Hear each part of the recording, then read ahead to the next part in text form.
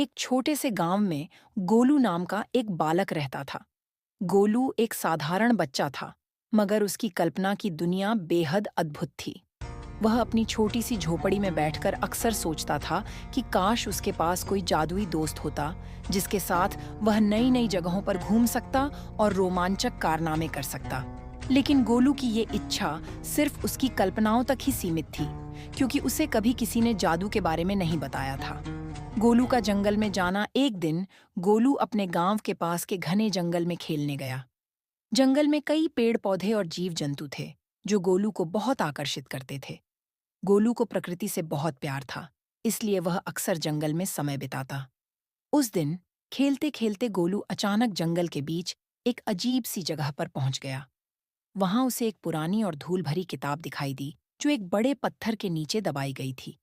गोलू ने तुरंत उस किताब को उठाया और उसकी धूल साफ की।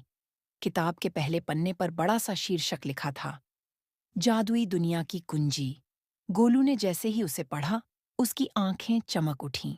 उसने सोचा कि ये तो वही जादू की किताब हो सकती है जिसकी उसे तलाश थी। जादुई दोस्त झप्पू का आगमन।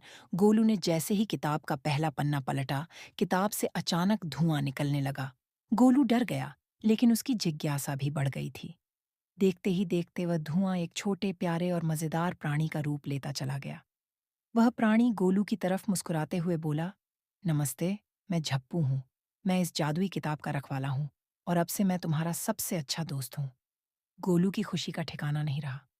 उसकी वर्षों की कल्पनाएं सजीव हो गई थीं। उसे सच में एक जादुई दोस्त मिल गया था। झप्पू एक छोटे से आकार का प्राणी था, जो उड़ सकता था और उसके पास बहुत सारी जादुई शक्तियां थीं। पहला रोमांच।